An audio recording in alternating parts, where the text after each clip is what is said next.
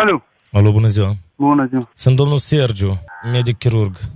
Cu ce ocazie? În legătură cu operația care trebuie să o facem la băiat. La băiat? Lui Petric. Da, el unde acolo? Stați fără grijă, totul e bine. Noi trebuie să ne facem operații zilele astea, domnul Grigore. Eu am o noutate, nu știu cum ați o prins dumneavoastră. Ce? Așa cazuri, vreo 5-6 au fost în lume. Petric îl cheamă, da? Da, da. Domnul Grigore, nu știu cum să vă spun. Petric e însărcinat. Ce? Petric așteaptă copil. Cum Petric? Ca să Dar cum să fie? Asta e foarte rar să întâmplă în lume, adică când bărbatul rămâne însărcinat. Dar pe unde îl poartă? În burtă, de 2 luni. De asta operație poate făcut. Noi vrem să vă întrebăm, domnul Grigore, adică noi facem operație, facem avort lui Petrică sau lăsăm deja să crească? Adică cum dumneavoastră decideți? Cum să-l crească? Pe urmă și să-l crească? Nu, după asta prin cezăreană o să nască Petrică. Dar nu știu, prima dată aud să știu. De unde să nimerească sămânță? Ce ați spus? De unde să nimerească el cu a lui? Noi acum facem analiză. El a făcut dragoste cu o domnișoară, tot s-a întors înapoi. Adică ei sunt așa cazuri. El are domnișoară, are? Da, are domnișoară și el cred că atunci când a avut o relație, tot s-a întors înapoi și de la domnișoară s-a întors înapoi la dânsul. Și... Nu, la discutăm țară cu soție, dar și... Dar trebuie să fiți la curent, adică eu trebuie să vă dau toate informațiile. Petrică e însărcinată în a doua lună. Trebuie de făcut ceva, de eliberat. Cu răsâtul. Dumneavoastră luați decizie, că Petrică nu știe, nu vrem să-i spunem că, mă rog, e bărbat și nu știm cum să reacționeze. Nu trebuie de lăsat să-i faci cezariană. Există 2 variante, încă o dată vă repet. Ori facem avort, ori lăsăm Petrică să nască cezariană. Așteptăm... Nu mai lăsat cezariană nici de cum. Adică, mă rog, totuși e un nepoțel care, mă rog, poate să fie un nepoțel, o nepoțăcă, mă rog, înțelegeți? Dar nu știu, dar el nu știe de acord. El nu e la curent.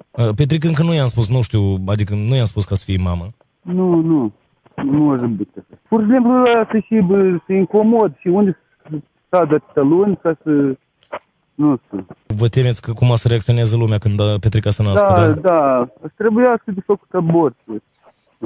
Nu-i târziu. Riscant puțin, adică. De asta v-am sunat să vă spun că e riscant o lecțică, domn Grigore. Bun, seara să-mi consultăm cu mama. Acum noi avem grijă, adică hrănim pe Petrică pe normal, adică copilul crește. Când trebuie să mai intre la control? Trebuie să vină iar la control, să vedem dacă e fetiță sau băiat deja, trebuie să stabilim. Când mâine, poi mâine să vină. Da, veniți mâine, poi mâine, adică da, gândiți-vă bine, adică că oricum dumneavoastră știți că avortul nu prea e bun pentru... Venim părinții acolo, sunt consultanți loc. Da, adică da, cam să știm de ce să ne pregătim. Lăsăm să crească. Eu cred că așa. Adică nu vreți ca Petrică să fie mamă. Bun. Nu. Eu cred poate pentru medici interesant asta mai ceva nou la noi, poate da. Apropo, domn Grigore, eu sunt Anatol Melnic de la Jurnal FM, de la radio. Asta a fost o glumă din partea colegilor de la lucru. Dar de unde mai sunteți? De la radio, domnule. Asta colegii de lucru au făcut o glumă pe seama dumneavoastră. Păi, puțin în soarele, mame. Așa sunteți la Costier? Da, domn Grigore. Dar nu vreți tu să râpte. Păi, fost pe Mădăla. Eu am fost nănaș la așa, să vă știi numărul. Dar cum, domnule? Cum ați crezut că Petrea poate să fie... Da. Dar cum ați crezut că Petrea poate să fie însărcinată, că e interesant? Dar unde voia să mă gândesc? Adică s-a auzit ceva în lume că poate sigur să așa ceva. Da, nu mai sunt cazuri, domnule. Bun, ce le transmiteți colegilor de lucru? La câte ceai, cervinte. Hai să vă trăiască, Petrică, să fii sănătos. Bun, sănătate. Hai, noroc. E tu. Cum, băi?